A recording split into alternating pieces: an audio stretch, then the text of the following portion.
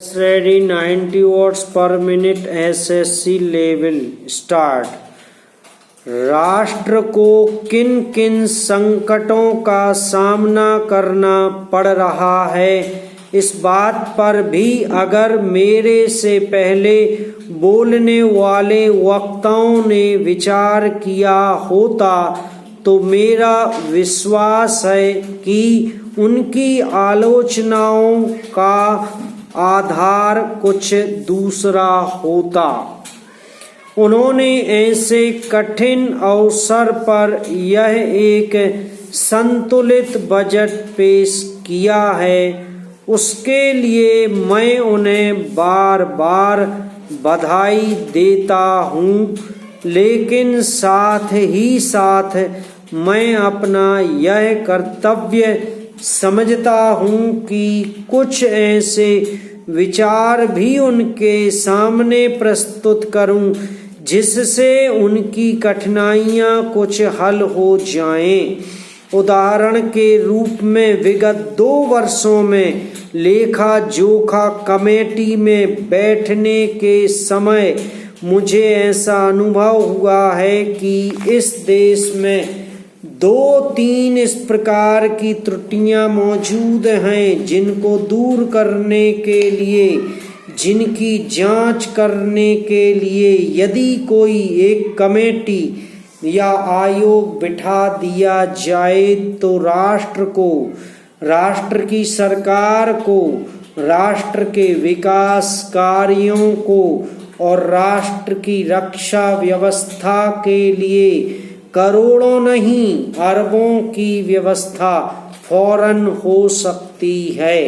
केवल शासन को जागरूक होकर कुछ कदम उठाने की आवश्यकता है। पैरा अभी कुछ छिपे हुए धन का जिक्र किया गया।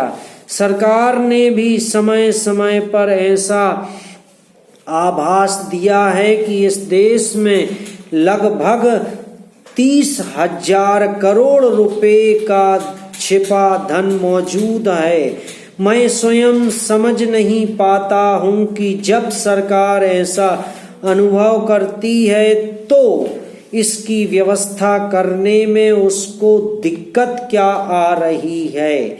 ऐसा मालूम होता है कि कहीं इच्छा शक्ति की कमी है। भारत की इस सरकार ने अपनी शक्ति का ठीक से उपयोग करके उस दुश्मन के दांत खट्टे किए जिसके की ऊपर विश्व की शक्तिशाली और इंग्लैंड जैसी शक्तियों का अटूट सहारा था और जिसको कि उन्होंने हमारे विरुद्ध उकसा कर खड़ा किया था और अपना पूर्ण सहयोग दिया था। पैरा अध्यक्ष महोदय, मानव संसाधन विकास मंत्रालय की मांगों के संबंध में बोलने के लिए मैं खड़ा हुआ हूँ।